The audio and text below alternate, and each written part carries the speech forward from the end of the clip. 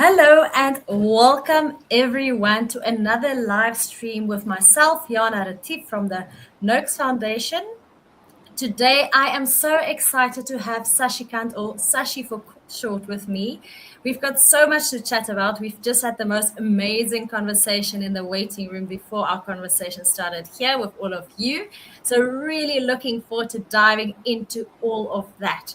I would love to invite all of you to just say hi, engage with us, let us know from where you are tuning in.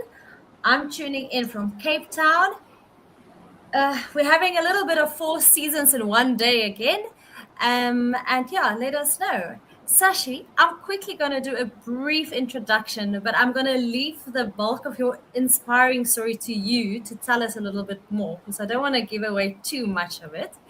So, our conversation today is really going to be powerful, specifically looking at type 2 diabetes and the reversing or remission of it, depending on how you prefer to define it. And Shashikant is a globally recognized metabolic health coach with over 35 years of experience in the health sector. He previously worked for major pharmaceutical companies like Abbott and Pfizer before transitioning into a full-time health coach, focusing on root cause nutrition-based solutions. He is also the founder of Metabolic Health India, India's first SMHP metabolic health practitioner, a nutrition network coach practitioner, and co-organizer of India's first low-carb conference. And he will also be a panelist at the World Nutrition Summit this year in October. Welcome, Sashi, and thank you so much for joining us here today. Thank you, Yana, for inviting me, and thank you again to the Noakes Foundation for getting me here. Yes, we're so happy to have you. I think let's start at the beginning. Can you please share with us a little bit about your personal journey? I mentioned the pharmaceutical industry, which is always a very interesting angle to hear, and also how your journey went from being diabetic and now being in remission. Yeah, so my background is 35 years in pharma sales. So I was in front end meeting doctors. So the last post I had was a regional manager for entire west of India. So I was in Abbott and I was in Pfizer. So my segment in pharmaceutical was I was for 3 decades I was involved in selling anti-diabetics and cardiovascular medications, including antihypertensives, and a couple of years in neuropsychiatry range, and 1.5 year in women's health segment, specifically the nutrition supplements and oral contraceptives. So this is spanning my 35 years in pharma sales, meeting doctors directly. And my story began when I got diagnosed with diabetes back in September and in October 2015. So it was like, of course, as usual, a thunderbolt when we were diagnosed with diabetes. My age was, I was 49 that time. And I was looking for a solution, what to do. So being in pharma, we know that medication has to start and this will keep on going on. We will start with one medication, we'll end up with 8-10 medications in next 1 or 2 decades, or possibly inject even insulin. I was not really happy in following the standard protocol of going into medication. So I was searching for a lot of options, what to do. Is there any alternate way? Would Ayurveda be good? Would homeopathy be good? Would any other system be good? So thanks to Google, I was able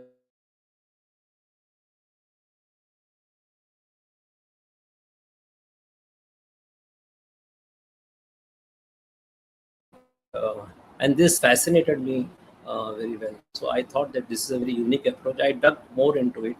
So in online, I met Mr. Anup Singh, who is considered as the pioneer of low carb in India, and from him I learned about how to adapt to low carbohydrate diet, and and reverse or get diabetes into remission.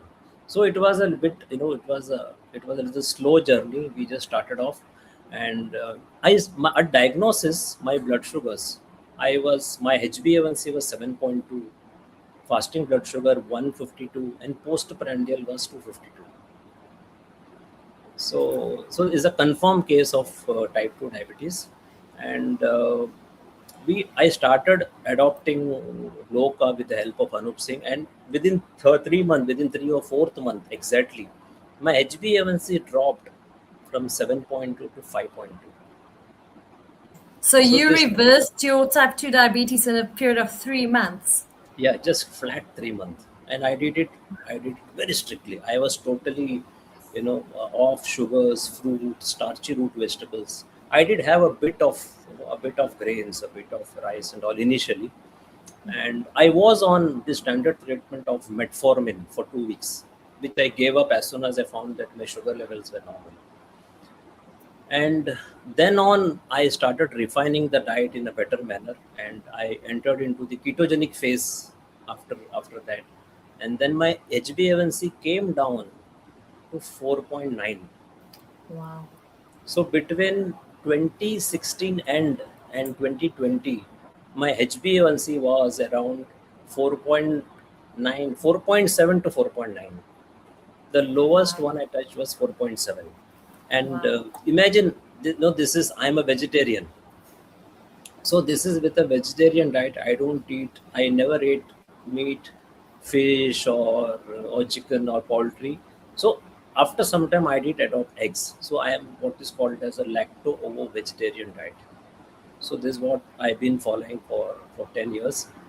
Why I adopted this is because I know the consequences of following the standard pattern. Medications will increase, and also the possibility of complication setting in will be very high if we keep following the standard dietary pattern, standard medication. So this is how the start of the journey was.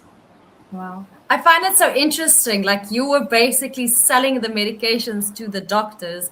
And then when it's kind of when the tables were turned and you were the one that was now being told you have to go on all of these medications, you decided, no, I'm not going to do that. I'm going to improve my health. You've mentioned something interesting, and you mentioned, you are a vegetarian. And I mean, there's a lot of people out there that might say, well, is it really possible to follow a ketogenic diet being a vegetarian? So maybe you can elaborate a little bit on that. How was that for you, and how did you experience it?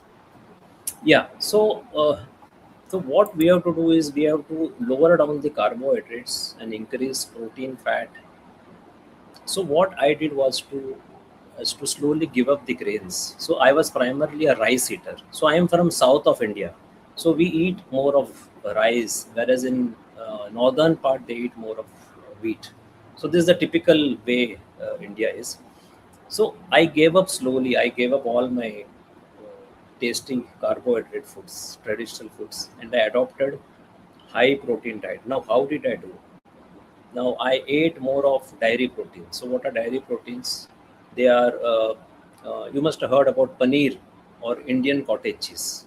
So that became a mainstay. So paneer, yogurt, Greek yogurt or hung curd or hung yogurt. So training of that whey liquid, a bit of cheese, and also of course I adopted eggs. So the reason why I adopted egg was because it becomes an easy source of high class or class 1 protein, as well as fats, plus lot of fat soluble vitamins are there. So I adopted all these and gradually lowered and tapered off until I got off all the grains totally, at least for 6, 5, 6, 7 years. So this is how I adapted. I stopped eating all those stuff which will raise my blood sugar. So I used to test myself multiple times a day to find out what is affecting, which foods are affecting, how much my blood sugar is going on. So that helped me a great deal initially with multiple testing with glucometer. Later on, during 2016, I also used a CGM. So my own company Abbott had launched a CGM, and I had used that CGM also. And with that, I could find out what mistakes I was doing, certain foods which I should be taking or not taking. So I eliminated all those foods. For example, I used to take some milk. So milk used to raise my blood sugar. So I dropped off, drastically cut down milk. But it doesn't mean that that is only because it has lactose. Otherwise, I am all okay with paneer. I am all okay with cheese, yogurt, and eggs. So that's so interesting. And I have two questions for you, but maybe I can ask them into one because I think they're quite related to each other. So, firstly, I would love to hear from you a little bit more background and context around the metabolic health of India overall. So that's my first question. And then tying into that is also the question around vegetarianism. Is the majority of India also vegetarians? Yeah. Now I'll come to the scary part. As per the studies, more than 100 million people are having confirmed diabetes.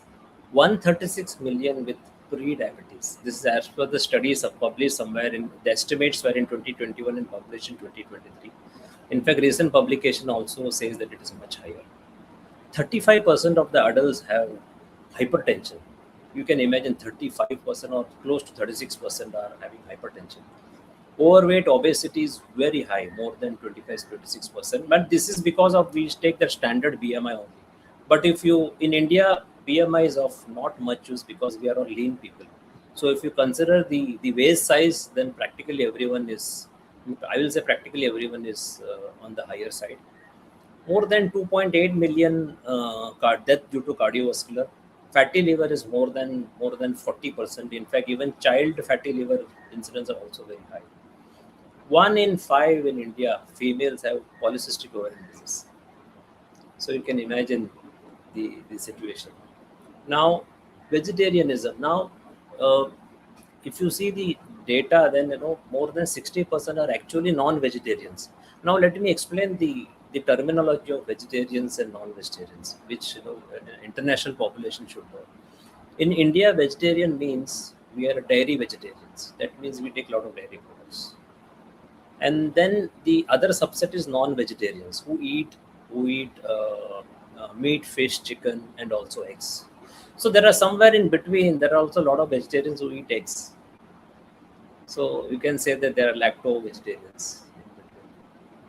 But even the non-vegetarians, as per studies from ICMR, Indian Council of Medical Research, the average non-vegetarian days for Indians are 5.5 times a month. That means they eat non-vegetarian food, that is meat, fish, eggs, or chicken, on an average once a week, and that is probably Sunday. Sure. That's so And interesting because one would assume if you're a non-vegetarian that you would consume it more regularly. so we consume a lot of grains. I coined a term for Indians. I call ourselves grainitarians. So we eat a lot of grains. We eat vegetables, some fruits, pulses, and of course dairy. So dairy is main. So in dairy is in form of yogurt and milk. That is how we do. So you can imagine that we call up many people may call themselves non-vegetarians, but they on an average eat only once or 1.5 times a week. And in India, we have another cultural and social thing. The religion plays an important part. So people believe in different gods for different days. So they will say Monday I will not have non-vegetarian, Wednesday I will not have, Saturday I will not have. So Sunday is the only day where people don't believe in any god. So on Sundays they will go ahead and they will enjoy that small piece of non-vegetarian foods. The per capita meat consumption of India is very, very less. So red meat is not consumed as much as, let us say, chicken or other stuff. But then that is how it is. While more than 60% are actually non-vegetarians, but people are vegetarians daily, almost 5 6 days. So that is how it is. Wow, that is so interesting. And I mean, it just highlights the important role of culture in the foods that we consume. And I think often kind of preconceived ideas about what certain terminology means, but in reality, it might not be what we think it is. Wow. So thank you for sharing that with us. I'd like to come back to, kind of the beginning. You were working in the pharmaceutical industry and now you are a health coach. So, how did you make that transition? Maybe you can share a little bit about the trainings you've done. And I'd love to hear also, like, how was that change for you? Yeah. So somewhere in 2019 20, I started doing a lot of training. So I got certified from so as a sports nutritionist from K11 Institute, which is primarily on sports and low carbohydrate diet. And then I did a lot of courses from Noakes, from Nutrition Network. So also I have multiple certifications from Nutrition Network. Uh, Also from American Nutrition Association, Advanced Ketogenic Nutrition I have done, and also from India, from DLab certification course also I have done. So all these certifications were there from 2019, 2020. Uh, then one fine day, I thought that why not I just leave all this and be a health coach. Now, during this, in the transition of 10 years, not only I have got my diabetes into remission or reverse, but I've been helping a lot of my close family and friends. So I have a string of success stories among my own family and friends. So one day I just thought, okay, why not I try this? Okay, and I just gave up. I just gave my papers, and then I thought I let me go as independent. And fortunately, it worked very well. My presence in social media was very strong, so people knew me as one of the leading figures in low carbohydrate. So when I started, people started coming to me, and gradually it built up. So I'm quite busy with my clients daily, and uh, doing well. And also we did a lot of thing for the public education. All my social media pages will carry a lot of educational stuff. So I believe in educating people, because people needs to be educated. They should know there is an option. See, not everyone will go for low carbohydrate diet for diabetes or blood pressure remission, or for PCOS, or for obesity, or even for mental health disease, as we can see now, a lot of research publications have come, or even cancers also. But those who are willing, I think they should try. And I have a very good string of a lot of success stories in halving the HbA1c, let us say from 14 to 7 or for 12 to 6. Getting some, there are some people who are adamant and they don't want to try medication. So I was successful in getting those uh, people to remission, and many of them also significantly reduce their medication and improve their control. So these are the success stories. And we also co-organized a metabolic health conference, which is India's first low carb conference. First, second, and three editions we already done. So all these are, we are able to get the concept across to Indians. We had all the global speakers here. So we had a lot of people from Noakes and Noakes Foundation and Nutrition Network also. Professor Noakes was there, Jane Doolan was there, Dr. Hasina was also there in the conference. So it was all virtual, and we kept it free of cost, so that people can come and watch free of cost. And it is loaded in our YouTube channel, so they can go and see all this. So a lot of educational work went, and lot of educational work still goes around. So all my posts are primarily educational. So more and more people are coming to know about this, and then they come forward and they're willing to try. Now the paradox is while people are maybe non-vegetarian, but still in India people prefer the vegetarian food concept, even among non-vegetarians. So we need to be very different, and you should have a different approach in India compared to what you have abroad. So a specialized skill and knowledge is required here on how to take care of people. Definitely, and it's so inspiring. And I've got another question for you, but I think I'm first going to go over the comment section because I see we've got some activity here. If you just joined this conversation, please comment if you have any questions for Sashi. He reversed his type 2 diabetes. He's got a wealth of knowledge and is here to answer any questions you might have, or if you just want to share maybe something with us today. So I see Samir saying Namaste, Sashi, nice to see you here. Asulda saying hello, Yana and Dr. Shashikant. Jen is saying lovely seeing you, Shashikant, our nutrition network practitioner. And I have to add here, I am currently busy doing the Nutrition Network practitioner training, and it is amazing. And I can just highly, highly recommend it for anyone that is interested in coaching and learning more about metabolic health. Then Mandy is saying, hi, Yana, Sashikan, lovely to be here for this discussion. It's interesting how different regions, North and South, choose different food groups. I've learned something today. Karen is saying, At Eat Better South Africa, we get a lot of questions about vegetarians, so this is so interesting. Thank you for sharing. And then we've got a question here from both Karen and Oswald. So I'll go to their questions first before I continue with mine. Karen is asking, is there the same level of resistance to LCHF in India as there is in South Africa?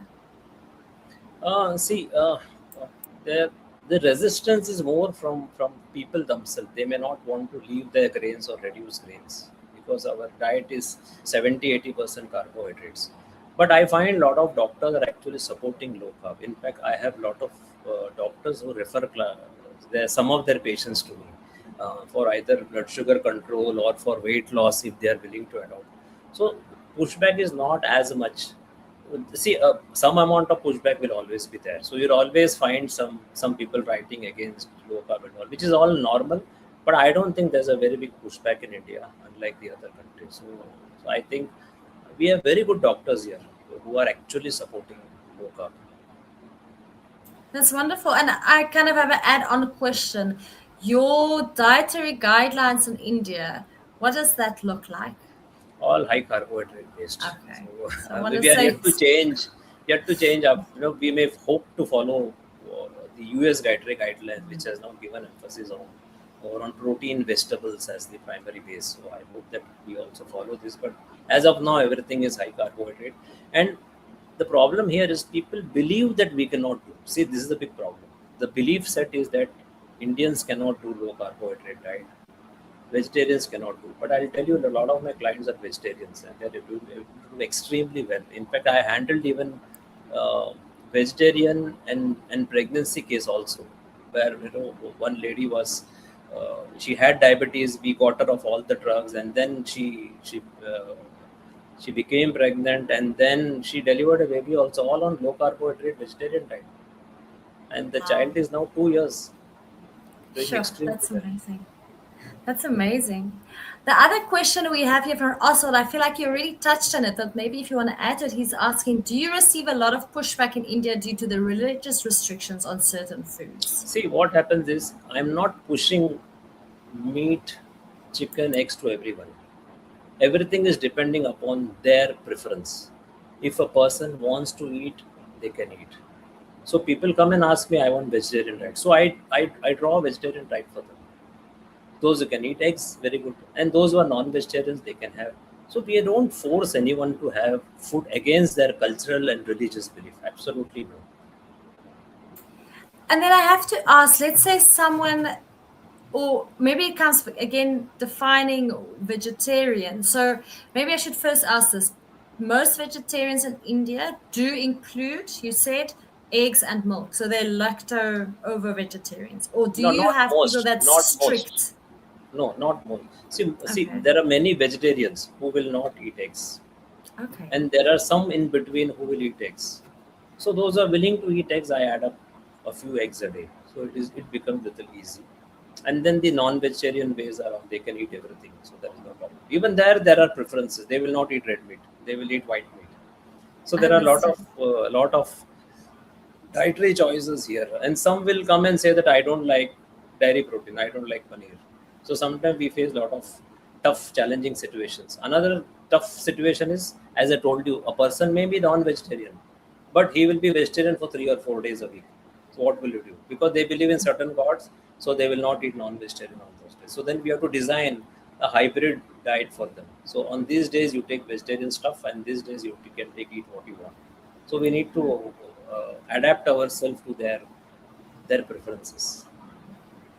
Okay, thank you so much. It's so interesting, and I think that's such a great approach as a coach, and that's also what we are learning in the NNP, the Nutrition Network Practitioner Training, is like how to like kind of personalize your approach to the client that you are working with, and it's clear that that is what you've been doing. I see here we've got someone say, hi, this is Laxmikant here, Shashikant's younger brother. So he's saying hi. And then we've got a question from Moedi, and they're asking, hi, what is the relationship between ovarian cysts and type 2 diabetes? So there may be link. Okay, so I may not know much about this, But if you see the other side, uh, insulin resistance is the common factor in both ovarian cyst as well as type 2 diabetes. So there is a link. There is a link of type 2 diabetes with which is linked with insulin resistance. So take care of insulin resistance by lowering down carbohydrates, eat more protein, fat, eat more vegetables, nuts, seeds. So it's possible to reverse everything. I think that's such a good answer. It all comes back at the end of the day to insulin resistance. And you should first, look at, am I insulin resistant? Can I fix it? And then see what changes are happening in your body. Lisa is asking, hi, Yana and Shashikant. Quick question. Have you observed any significant differences in the speed or sustainability of type 2 diabetes remission between your vegetarian patients and those who consume animal proteins? So it is fast, or it is quite fast in those who consume animal proteins. Compared to vegetarians, it's a real struggle because they still have a small proportion of grains or millets which they cannot leave. But those who eat animal products, it is very easy for them to reverse or get it under remission or get it under good control and reduce the medication. So not everyone, it may not be possible for everyone to get remission because people may be having diabetes for a decade or so, or even 2 decades. So their blood sugar control improves, medication gets knocked off to a significant. At least they can knock off 75% of their medication. And I've another question I've got kind of as an add-on. What type of foods do you then recommend for your vegetarian clients to try and help them with consuming enough protein? So as I told, we have dairy protein, paneer, Okay. which is the mainstay. That becomes the mainstay. Paneer is there, and then we have yogurt. So yogurt, I recommend. We call it curd. I recommend hung curd. When you say hung curd, it means we drain off that whey liquid, and which takes away a bit of lactose in that. So it is Greek yogurt, or maybe uh, we call it at hung yogurt. Different names. We can have that. A bit of cheese you can have, and if they can eat eggs, then it becomes very easy. And I don't mind using whey protein also in quite a number of. I use whey protein quite a number of vegetarian clients. So it becomes very easy. They can eat a lot of vegetables. In India, India is blessed with a lot of vegetables. You can eat tons of them, as much as you want, no problem, except the starchy tubers.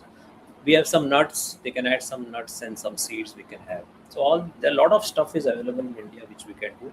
Only we have to be creative in knowing how to use them. See, India has perfected the art of using grains in every meal. Breakfast, lunch, snack, dinner. We use grain. So now we need a paradigm shift. We need to understand how I will use this protein as a part of meals for all the 2 meals or 3 meals. So in addition to low carbohydrate or ketogenic diet, I also recommend reducing number of meals. Adopt what is called as intermittent fasting. Have 2 meals. Incorporate 24-hour fasting, 1 24-hour fasting per week. Now, for example, I am on 2 meals for last almost 9 years or so. So I eat only 2 meals. For me, breakfast is very important. So I have breakfast and early dinner. So this is my schedule, which I've been following for 8, 9, 10 years. So I eat only 2 meals a day, no snacking in between. So it works perfectly fine. We are avoiding multiple blood sugar, insulin spikes. The standard practice is to have 3 meals and 2 or 3 snacks, 5 to 6 meals in a day. So we are having multiple blood sugar spikes, which raises our HbA1c. So I eat only twice, so I have only 2 spikes, and they are not very significant because it doesn't contain significant amount of carbohydrates. And I mean, we just had the question from Laxmikant, your brother. He was just asking about how does intermittent fasting help in diabetes remission, but then he said, I just think he just answered it. So, Yeah, I think Sashi, I've answered it. Yeah. yes, I want to talk to you about something else very exciting that happened recently. You published an article in the Frontiers Journal titled 10-Year Medication-Free Remission of Type 2 Diabetes in a South Asian Male Using a Culturally Adapted Low-Carbohydrate Diet and N of 1 Longitudinal Study. So I would love for you to tell us more about that. It's an incredible accomplishment. I'm sure it was quite a bit of a process getting it done. So go ahead, Yeah. tell us, how So did you get so to it? yeah. So initially there were no plans to publish any study. So what I used to do is I used to test myself very frequently, few times a year, and I have maintained the records of all those records are there with me, all those blood sugars, HbA1c, and I always used to do comprehensive annually one test at least one. There would be multiple times for many years. Some of the years maybe just once. So whether it is HbA1c, insulin, fasting, blood sugar, and lipid profile, kidney function, liver function, micronutrients, thyroid, inflammatory markers, everything has been documented right from the beginning. Fortunately, I met a good doctor initially, and then they recommended a lot of tests, and then that became a baseline. So multiple testing, multiple use of CGMs across. So finally, as 10th year was approaching, I was thinking, why not, we can get this documented. Because let us understand that, this is the first ever documented 10-year type 2 diabetes remission study globally. No one has done. People may have been doing for 20 years, 30 years, I don't know. But no one has documented it like the way I did. So not only multiple testings across the years, but when it came to 10th year, then I also did a series of tests to prove the safety. Now, uh, first of all, I need to thank my colleague Jasmeet Kaur. So she has put in all this together. The entire study was put in due to her effort. It is totally her effort, and she did a good job in making this study through. So what I did was 10th year was approaching. Now, if I publish this study, people will ask for safety data. Now, I am a person who was on high fat diet, almost 60% fat, and that took saturated fat. My average intake of saturated fat per day is around 60 grams, and fat is around 110, 120 gram. It could be a bit up and a bit low also. My total cholesterol would be between 200 to 250, LDL around 150, ApoB 113, average for 10 years. So there is always a concern whether I will have a heart disease or not. Okay, protein almost 1.8 gram per kg body weight. Again, whether it is renally safe. So all these questions will come. In this country, we have terrible fear of fat and protein. And after eating all the carbohydrates, the blame goes on fat and protein, which people don't eat. Paradoxical.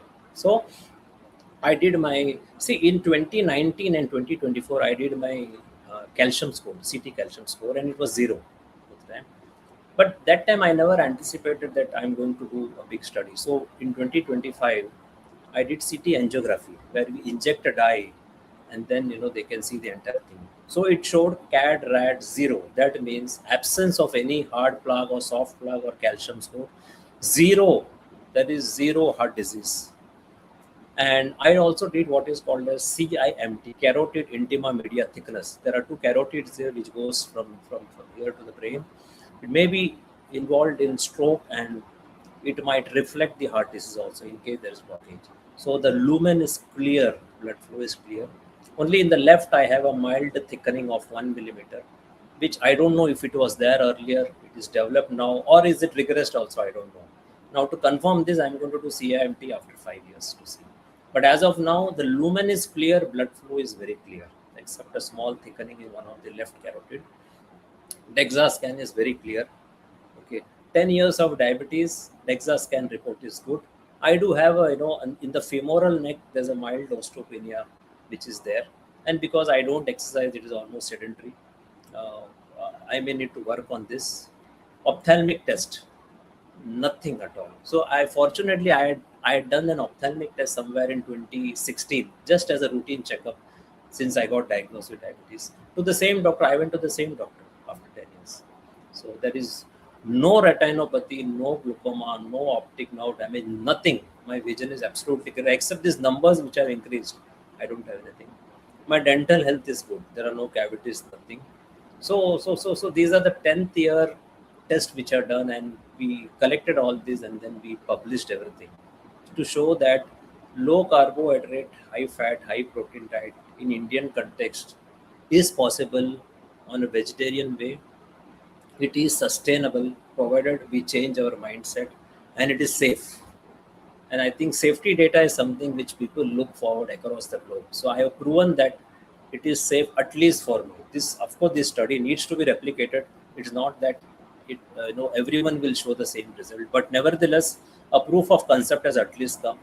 That world's first 10-year documented study is there. Just imagine, no one has published this study across the globe. Wow. People may have been doing whatever years they have been doing, 20, 25 years. In fact, when we got this published, Dr. J. Rotman also told me that he's been on remission for 23 years, but unfortunately, he has not collected all the data. That's what he told me in Wow. email. So I think that publication becomes very important because it becomes a reference point for it. Doctors can go and see. Yes. Even the other people, the general lay people can also see that there is a data which shows that it is safe, it can be done. So we do all this effort to put it into a journal, to put it into PubMed, so that people can cite this study that it is sustainable, it is possible in India. So we took this effort only to make it little so that people know across the world that it is possible. Wow, that is absolutely incredible, Kusashi. Those of us who know will know how much effort, energy, time, writing, editing goes into being able to publish data at the end of the day. And also there's such strict guidelines or rules that you have to adhere to in order to be able to publish it. And it's really what you're saying, it's incredible because you've been able to capture all of that data over a period of 10 years, which has never been done before. And Joanna, one more point is the co-authors of study are also, there's one diabetologist, one MD general medicine, and one cardiologist. So when I was in pharma, I used to meet these doctors and share my reports, and they used to monitor all my reports very regularly for almost 8-9 years. So they are also big supporters of low carb, and not only they learned, but they also monitored all my tests. Whenever I used to do some tests, I used to send it over to them, and they used to monitor also. So this was actually a good monitored diet which we had done. Yeah, and I feel like this is one of those papers that you can print out and take along with you to your doctor. If you go to your doctor and you've got they've got questions, or they're like, oh, you can't do this, or there's hesitancy around it, as well as with your clients as a health coach, to tell them and see, look here, this is my results from 10 years. And it's shown that it is not unsafe, because I think that is a big thing, especially you mentioned the cholesterol, the fats. People are often scared of that. People are scared of the idea of, oh, it's high protein, and it might be harmful to my body. And I'm very curious to you, how do you address those type of mindsets? You mentioned how important mindset is. So if a client comes to you and they are concerned about like high fat intake, their cholesterol, their cardiovascular health, how do you address that with them? Yeah. Now, what I find, see, I have a collection of studies with me, publications. These publications show that at least 3 or 4 or 5 studies I have, which shows that blood sugar is the one which is most detrimental for cardiovascular, or the biggest risk. The hazard ratio for type 2 diabetes is more than 10, whereas the hazard ratio for LDL or even FOB or total cholesterol is less than 2. So I asked them whether you want to invest in something which gives you 10% return, or something which gives you less than 2% return. So these collections of studies are there. And then what I find is cholesterol does not really go up. It might go up initially, transiently it comes down. And if it goes up, they have the choice of taking statin. It is up to them and doctors. So I have no issue. As a health coach, I don't have any say in this. If there are a lot of my clients who take statin because they are terribly afraid of cholesterol, I'm okay with them. Let them go and take. So as it is in India, all the diabetics are put on statin. I'm okay with that. Let them take it. If they're afraid, if they're not afraid, they can as well do this. There are studies to prove. There are a lot of studies to prove that the blood sugar, metabolic syndrome, smoking, hypertension are the biggest risk factor for development of cardiovascular disease. Yeah. So I that's mean, how that I is, address. And yeah. also the protein part. No, there are a lot of studies which show the safety of protein. So proteins are unsafe only in media, in newspapers, in blogs, and in personal opinions. That's all. Studies show something different, that people who are on higher protein actually have better kidney function.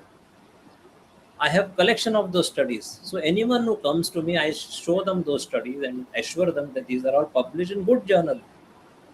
They are either in NEJM, they are in Lancet, they are in BMJ, or any one of them, let us say Nature. So it is all in good publications. They are not some small journals. All these big journals actually show, or maybe it may be in JAMA.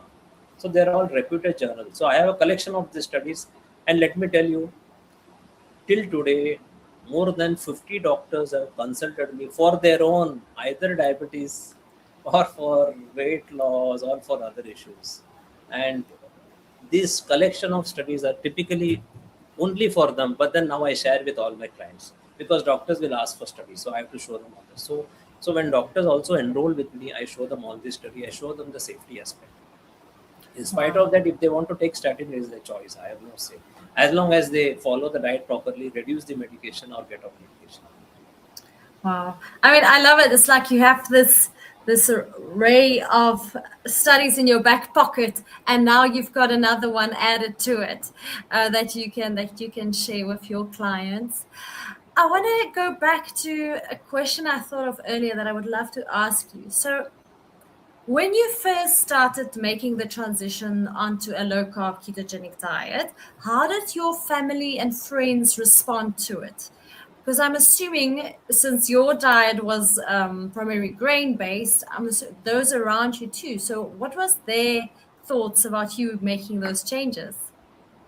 So naturally, people were shocked. My close family, everyone was shocked that they thought that this is not the standard approach. The standard approach is to take medication and eat everything. So this is how we go. But then slowly, I convinced them that this is the way to go. How? After I take any food, I used to show them the blood sugar reading. So that used to convince my family. So whether it is my wife or my mother, they were more concerned with. They thought that if I don't eat grains, I will die. So it was so extreme. But then we showed the results, and then gradually as time went, multiple lab reports also were generated just to convince everyone. So I told everyone that I'm going to do this for some time and see how it goes. It is not going to be permanent. That's what I told everyone. And gradually as time went on, people were convinced, and they were convinced that this is the way to go. It's a new approach, we have not heard about it, but then there are hell lot of references. If you go to Google, you will find references as dating back more than 200 years, before the pre-insulin era, before the discovery of medication. They were using this LCHF diet very widely. So people were convinced this is the way of life, and most of my family also now follow low carb partially or fully. So most of them are having very good blood sugar control with no medication or minimal medication like metformin. So there is a ripple effect everywhere within the family, friends, and colleagues also, pharma colleagues also. I mean, that's just amazing because I think often that can be quite a bit of a challenge when one person is starting to make certain changes on their lifestyle, or a frustration if, let's say, you made those changes, but others struggle to do the same. And maybe touching on that in your coaching practice, what do you find are some of the most difficult mindsets for your clients to overcome when it comes to making these changes? The belief that grain is the way of life. This is the biggest hindrance and biggest issue. We are so culturally used to eating grain. We feel that okay, our forefathers have eaten this, our grandparents have eaten this. So what do I do? So we'll have to gradually work on them, ask them to do multiple testing, and slowly show them that this is the way of life. It is not very easy. Okay, so we'll have to tell them, and we have to show them a lot of examples. Now I have become an example for them. Since I have done 10 years, I can always show myself as an example who have done 10 years, published a study. But then this challenge always remains in India. Another thing is the social setup, cultural setup is also an issue. If you go out anywhere, it is only high carb food which is available everywhere. So that again becomes a challenge. So we need to choose and pick which restaurant we will visit, what we will eat. And Certain times deviation does happen, even with me. Certain festivals, certain events, deviation happens. I do eat carbohydrates, blood sugar shoots up to 200, 180, which is okay, which is all once in a while, maybe once in 2, 3 months or something. I'm okay with that. Let the blood sugar shoot, it's okay. But my choices becomes different now. Earlier, I used to take something else. Now I don't take all this stuff. I manage very well. Even in certain cultural setups, I see that my blood sugar should not shoot up by more than 160 or 180. Earlier, God knows it must have been going even up to 300 also. So the choices becomes clear that we have to choose this and we should avoid this. I love that because I think essentially it comes down to sustainability, and it's about what I mean, we're making all these changes, but within those changes, what someone has to do in order for them to sustain the lifestyle. And like I say, if that means every now and again you deviate a little bit, that is part of the sustainability.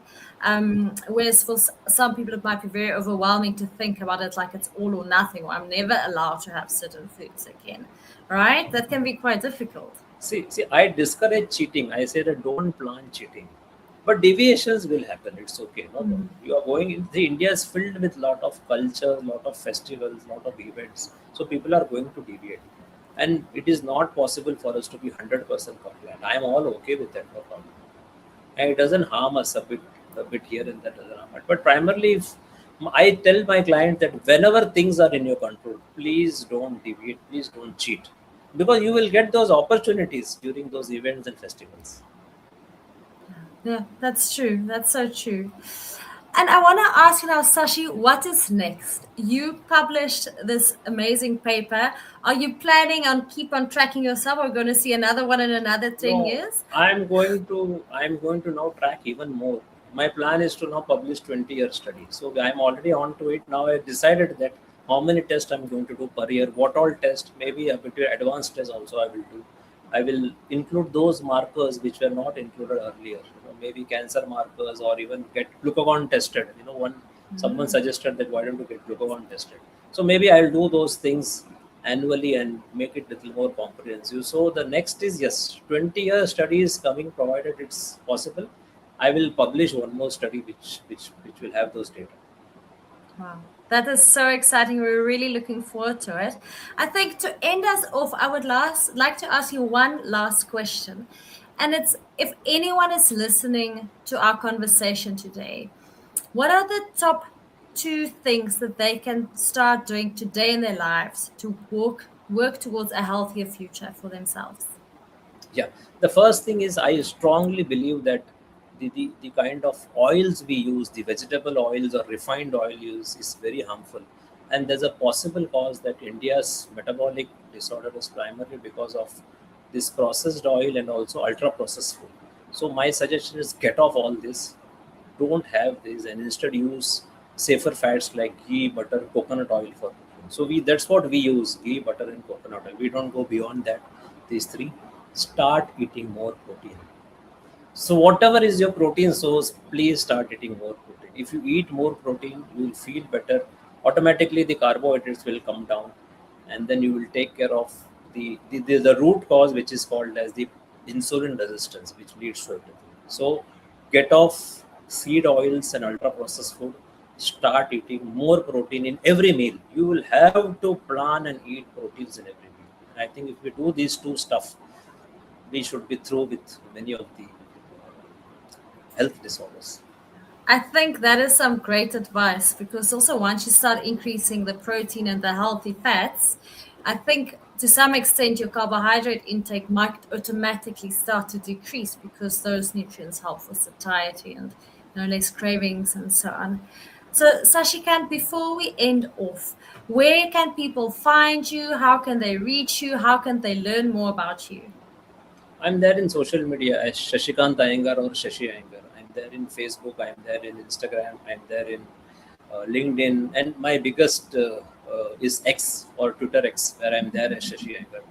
All people can find me in my website, metabolichealthindia.com. So I'm there everywhere. Or even my YouTube is Metabolic Health Conference. So they can find me. That's amazing. Thank you so much for joining us. I loved our conversation. It was really incredible just to learn a little bit more about your background and just to talk about this incredible study that you published. And a big thank you to our audience members for tuning in today. It was lovely having you with us. Thanks for all the engagement as always. And if anyone is interested to learn more about the Nutrition Network Practitioner Training, which Shashikant has completed and which I'm currently busy with, we'll put that link in the comments section. It is an incredible training for anyone that is interested in becoming a metabolic health coach, learning more about coaching and metabolic health and how we can help others in that. Right. Thanks, Thank you. everyone. Have Thank a you. lovely day further. Bye.